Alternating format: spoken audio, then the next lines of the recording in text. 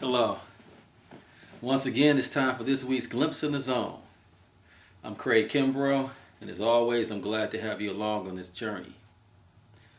Today, as we take our glimpse into the meditative zone, I thought we'd talk a little bit about oneness. We always hear about meditation being a path of oneness. When you think of metaphysics, that's one of the things that comes up is the whole idea of oneness. But it goes so much deeper than we most often realize.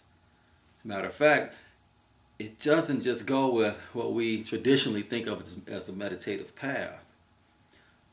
Jesus spoke of oneness. He said, I and my Father are one. Now, when you're one with the Father, you're one with everything and everyone. And as I said, it can go much deeper than we would normally think it goes. I'm going to give you an example. I remember one time, years ago, before I was married, I was in a relationship with a girl. And we were just a budding relationship. I was very interested in her. She seemed to be interested in me. We were dating, but I couldn't figure out why it wasn't going, I guess, at the pace that I wanted it to go at the time. And I really felt like I knew that she had someone else she was seeing. I asked her about it, and she said, no, I don't have anyone else I'm seeing. It's just you. But in the back of my head, I knew it. It was starting to bother me what I considered to be her untruthfulness. So one day I decided I would meditate and get the answer. So I sat down and I closed my eyes and I meditated. I repeated my mantra and all the different stuff that goes along with the whole meditation process that we practice, and nothing. And I kept on doing it and nothing. But I really wanted to know. At least I thought I really wanted to know. And then finally, I took a different angle. I reminded myself that I'm going at it from the wrong angle. I have to feel the oneness with her. I have to be thankful for her being in my life and look at all the good things that come along with her and don't have any bad feelings whatsoever about her or the situation. And I did this. I closed my eyes and I sent out all the love I could in the world to her. And I reminded myself of all the wonderful things that was happening on account of her being in my life.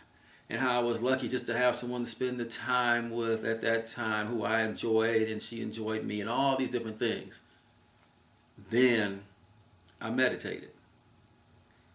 That's when I saw, just like in a dream-like situation, I saw her and the other guy. But it was an interesting thing, though. When I saw it, I didn't have the feelings that I expected to have, or even the feelings that I had earlier when I thought this was going on. I sympathized. I understood why she hadn't quite let go of the other situation. I understood how it was a risk for her to move into the situation with me. And I totally understood.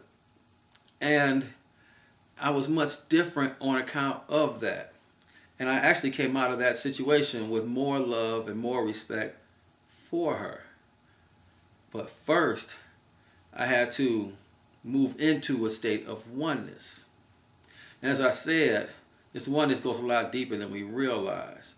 We are one with everyone and everything once we get our ego and all our preconceived notions and all our biases out of the way.